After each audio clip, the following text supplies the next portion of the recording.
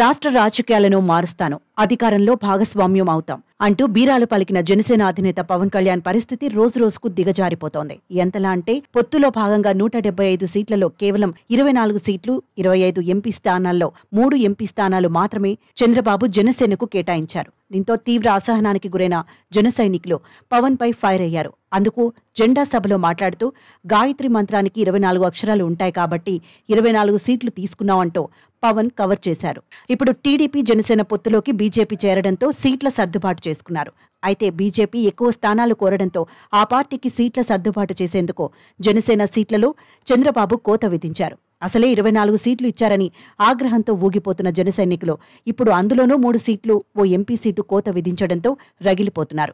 తమ నాయకుడు ఎందుకు చంద్రబాబుకు ఇంతలా లొంగిపోతున్నారంటూ ఆవేదన చెందుతున్నారు. అసలు పవన్ నిర్ణయాలను ఎలా అర్థం చేసుకోవాలో తెలియక ఆపసోపాలు పడుతున్నారు. 5 ఏళ్లుగా జనసేన పార్టీ కోసం పనిచేస్తున్నామని ఇప్పుడు టీడీపీ కోసం ఇంతలా దిగజారిపోయి పనిచేయాలా అని నిలదీస్తున్నారు. పొత్తులో భాగంగా కనీసం 50 నుండి 60 సీట్లు వస్తాయనుకుంటే 24 సీట్లే ఇచ్చారని వాపోతున్నారు. ఇప్పుడు అందులోనూ 3 సీట్లకు కోత పెట్టడంతో తీవ్ర అసంతృప్తితో ఉన్నారు. 145 సీట్లు దక్కించుకున్న చంద్రబాబు కేవలం 1 సీటు మాత్రమే వదులుకుంటారా అని ప్రశ్నిస్తున్నారు.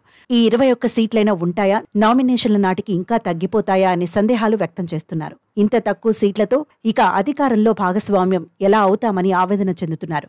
అసలు పవన్ ఎందుకు ఇంతలా చంద్రబాబుకు లొంగిపారని మదనపడుతున్నారు.